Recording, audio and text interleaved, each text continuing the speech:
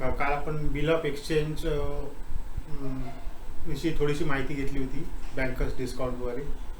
आता एक उदाहरण घेतलं. हे उदाहरण आपण एक उदाहरण पूर्ण डिटेलमध्ये बघितलं तर आपल्याला हा काय कन्सेप्ट आहे हे सगळं कळेल. ए बिल ऑफ ₹15,000. सगळं एकदम वाचल्यापेक्षा पार्ट वाचा, लगेच त्याचा अर्थ समजून घ्या. म्हणजे 15,000चं बिल आहे, म्हणजे त्याची फेस व्हॅल्यू काय आहे? Face value of the bill is 15,000.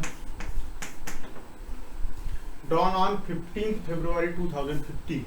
म्हणजे डेट ऑफ बिल आहे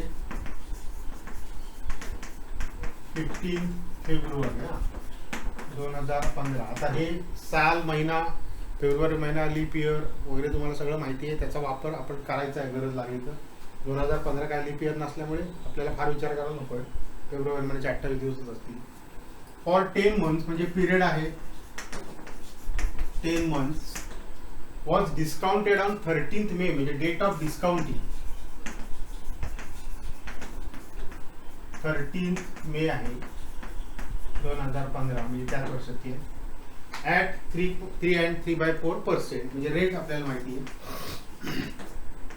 3 and 3/4 मीन्स 4, 3, 12 आणि 3, 15. 15/4% per annum. Calculate bankers discount. आता बँकर्स डिस्काउंट हा काय फार काढायला अवघड नाही आहे. बँकर्स डिस्काउंट म्हणजे जे इंटरेस्ट असतं, BD is equal to interest on face value for unexpired days. म्हणजे फॉर्म्युला NPR आपण 100च वापरायचा आहे. BD हे इंटरेस्टच काढायचं असतं, जसं TD काढतो आपण तसं. फक्त कोणावर काढायचं आहे? तो फेस व्हॅल्यूवर काढायचा आहे. तर ती फेस व्हॅल्यू आपल्याला माहिती आहे 15,000. रेट आपल्याला माहिती आहे 15/4%. फक्त राहिला काय अनएक्सपायर्ड डेज. नाही तर चुकून आपण काय करू 3 and 3/4 10 मंथ्स जर तिथे घेतलं तर आपलं चुकेल. आपल्याला काढायचं आहे तो अनएक्सपायर्ड डेज. आता पहिला त्याच्यासाठी लिगल ड्यू डेट काढायला पाहिजे. लिगल ड्यू डेट कशी काढायची मागच्या उदाहरणात आपण बघितली होती. 10 महिने मोजायचे 15 फेब्रुवारीपासून आणि 3 दिवस ॲड करायचे. आता फेब्रुवारीपासून मोजायला सुरुवात केली की मार्च, एप्रिल, मे, जून, जुलै, ऑगस्ट, सप्टेंबर, ऑक्टोबर, नोव्हेंबर, डिसेंबर. 15 डिसेंबर आणि 3 दिवस एक्स्ट्रा घेतले म्हणजे 18 डिसेंबर येणार 2015. ही लिगल ड्यू डेट झाली. आता डेट ऑफ डिस्काउंटिंग आहे 13 मे. म्हणजे 13 मे पासून लिगल ड्यू डेट पर्यंतचा जो पिरियड आहे तो that is called unexpired days. त्यामुळे आपण ते डेज काढण्यासाठी मे, जून, जुलै, ऑगस्ट, सप्टेंबर, ऑक्टोबर, नोव्हेंबर आणि डिसेंबर. डिसेंबरला का थांबलो? कारण हे 18. आता हे डिसेंबर आणि पुढे टोटल आपल्याला लागेल. आता हे डिसेंबरचे 18 दिवस हे काय क्लिअर इथे 18 डिसेंबर दिसते. म्हणजे हे डिसेंबरचे 18 दिवस आहेत. आता सुरुवात मे पासून झाली आहे. इथे बघा 13 मे आहे. आता मेचे 31 दिवस असतात. 13 दिवस सोडून द्यायचे सरळ. म्हणजे इथे 13 दिवस सोडून दिले तर उत्तर येईल 18. 18 म्हणजे काय केलं ते समजण्यासाठी मी लिहितो 31 वजा 13. नाही तर कदाचित 13 हा दिवस जर ऍड केला तर इथे 19 दिवस येईल. तसं करायचं नाही. आता पुढचे हे जे सगळे दिवस आहेत ते आपल्याला माहिती आहे. ते पूर्ण दिवस घ्यायचे आहेत आपल्याला. जून 30, जुलै 31, August 31, September 30, October 31, November 30. Total केली की साधारणतः 219 येते. म्हणजे हा तुमचा एन आहे, नंबर ऑफ डेज आहे, अनएक्सपायर्ड डेज. आता काय तुम्हाला हा फॉर्म्युला माहितीच आहे. फक्त फॉर्म्युल्यात किमती ठेवायच्या आहे आणि उत्तर काढायचं. So bankers discount it is equal to NFVR by 100. नेहमी NPR by 100 फॉर्म्युला वापरायचा. N म्हणजे घ्यायचे तुम्हाला 219/365 गुणिले FV म्हणजे 15,000 गुणिले R म्हणजे 15/4 आणि अपॉन 100. आता हे कॅल्क्युलेशन करण्यात मी आता वेळ फुकट घालवत नाही. डायरेक्ट उत्तर काढलं तर ते उत्तर येईल 337.50. आता हे थोडंसं सोपं आहे घालवायला, कारण हे 365 हा जो आहे 73 दुणे 144, त्याच्यानंतर सॉरी 146, त्याच्यानंतर इथं 219, त्याच्यानंतर गुणले 4 केल्यावर काहीतरी येईल आणि गुणले 5 केल्यावर साधारण ह्याला 5ने भाग जातो. हे लक्षात ठेवा साधारण दिवस. तर इथे 5 ने भाग घालू शकता तुम्ही, म्हणजे हा 3 येईल आणि इथे 73 त्रिक 219, 73 पंचा 365. आता तुम्ही बाकीचं हे 2 शून्य घालू शकताय, या 5 ने इकडे भाग घालू शकताय, 5 त्रिक 15, म्हणजे 15 गुणिले 9 भागिले 4 असं केलं तर उत्तर येईल 337.50. म्हणजे हे बँकर्स डिस्काउंट आला. तुम्हाला हे रुपीज मध्ये लिहायचं फक्त. हे banker discount is rupees 337.50. See I have taken one more example. Example जरी वेगळं असलं तरी फॉर्म्युला आपल्याकडे कसं बीडी काढण्यासाठी अनेक फॉर्म्युले नाही. A bill of rupees 10,100 means this is the face value of the bill, 10,100 drawn on 14th जानेवारी, म्हणजे डेट ऑफ बिल. एक लक्षात घ्या, साधारण 3 डेट असतात, date of bill, legal due date आणि डेट ऑफ डिस्काउंटिंग. तर डेट ऑफ बिल आहे 14 जानेवारी. आता ज्या अर्थी साल दिलेलं नाही त्या अर्थी लीप इयर नाही असं समजायचं आपण. फॉर 5 months म्हणजे पिरियड आहे 5 months and was discounted for 26 March. So date of discounting दिलेली आहे तुम्हाला आता 26 मार्च, म्हणजे सुरुवातीची तारीख दिलेली आहे, ज्या मध्येच डिस्काउंट केले ते लीगल ड्यू डेट आपण पिरियडवर काढू शकणार आहोत. आणि कस्टमर वर पेज 9939.25, म्हणजे कस्टमरला ते मिळाले ते डिस्काउंट केल्यानंतर, म्हणजे त्याला आपण कॅश व्हॅल्यू म्हणतो. Cash value 9939.25. आता तुम्हाला माहिती आहे की फेस व्हॅल्यू दिलेली आहे, कॅश व्हॅल्यू दिलेली आहे, तर आपण बँकर्स डिस्काउंट सहज काढू शकतो. Means banker discount is equal to face value minus cash value. So 10,100 minus 9939.25 आहे. उत्तर काढलं तरी 160.75. हे तुम्ही काढून बघा, ते तुमच्या लक्षात येईल. आता आपल्याला काढायचा रेट काढायचा आहे. आता रेट काढण्यासाठी आपल्याला फॉर्म्युला कुठला लागणार आहे, बीडीचा फॉर्म्युला. कारण बीडी आपल्याला माहिती आहे, बीडीचा अनएक्सपायर्ड डेज जो पण काढू शकत नाही आपण, तोपर्यंत आपल्याला रेट काढता नाही. तर अनएक्सपायर्ड डेज साठी आपण सुरुवात कुठून करायची बघा. आधी लिगल ड्यू डेट काढायला लागेल. 5 महिने मोजायचे तुम्हाला. Period 5 months from the beginning, म्हणजे जानेवारी, फेब्रुवारी, मार्च, एप्रिल, मे आणि जून. म्हणजे जून, आता हे बघा 14 जून आहे, म्हणजे 17 जून येईल, जून 70. आता तुम्हाला अनएक्सपायर्ड डेज काढण्यासाठी डेट ऑफ डिस्काउंटिंग दिलेली आहे बघा. डेट ऑफ डिस्काउंटिंग आहे 26 मार्च, म्हणजे मार्च,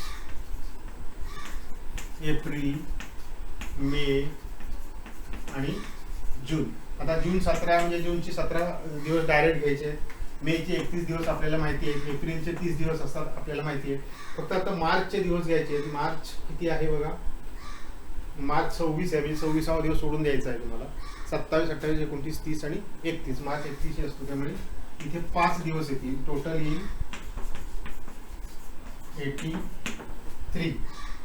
आता ही टोटल 73 आली असती तर आपल्याला कॅल्क्युलेशन सोपं गेलं असतं, पण आता तसं होणार नाही, कारण ती 83च आहे. त्यामुळे आपला नेहमीचा फॉर्म्युला आता BD is equal to NFVR/100. आता BD तुम्हाला माहिती आहे 160.75 इज इक्वल टू N आपल्याला माहिती आहे 83/365 इंटू फेस व्हॅल्यू आपल्याला दिली आहे 10,100 इंटू R/100. आता हे 2 शून्य गेले. आपल्याला R काढायचा आहे. आपण डायरेक्ट R काढू शकतो 160.75. आता हे जे काय इंटू 365 डिवायडेड बाय 83 इंटू 101. आता हे मी कॅल्क्युलेशन केलंय डायरेक्ट. साधारणतः 6.99, म्हणजेच आपण म्हणू शकतो द रेट इज 7%. म्हणजे आता रेट काढताय तुम्ही 7%, 10%, 11%, 12%, असं काहीतरी उत्तर यायला पाहिजे. कॅल्क्युलेशन करून बघा तुम्ही. थोडंसं कॅल्क्युलेशन TDS आहे, पण ते करण्याशिवाय ऑप्शन नाही तुमच्याकडे. त्यामुळे ते केल्यानंतर तुम्हाला 7% असं उत्तर मिळेल. बघा, अजून एक प्रॉब्लेम घेतलाय. ए बिल ऑफ रुपीज 18,000, म्हणजे आता सरळ सरळ दिसते ही फेस व्हॅल्यू 18,000 आहे.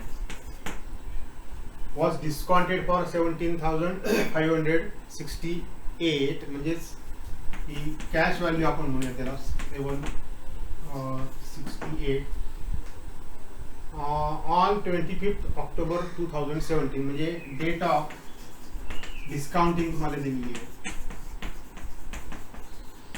25 October 2017 and rate is given you as 12% and you want to find the legal due date. आता legal due date काढण्यासाठी आपल्याला डेट ऑफ डिस्काउंटिंग पासून पुढचे दिवस मिळाले की लीगल ड्यू डेट मिळते आणि जेव्हा फेस व्हॅल्यू आणि कॅश व्हॅल्यू माहिती असते तेव्हा लगेच तुम्हाला कॅल्क्युलेट करता येतं ते म्हणजे bankers discount face value minus cash value म्हणजे 18,000 वजा 17,568 वजा बाकी केल्यानंतर तुम्हाला 432 म्हणजे तुम्हाला बँकर्स डिस्काउंट माहिती आहे. आता बँकर्स डिस्काउंट एकदा माहीत झाला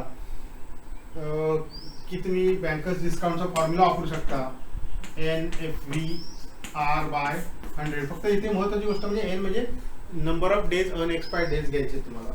so banker's discount is 432 N not known 365 जरी एन माहीत नसला तरी सुद्धा त्याच्या खाली 365 असेल.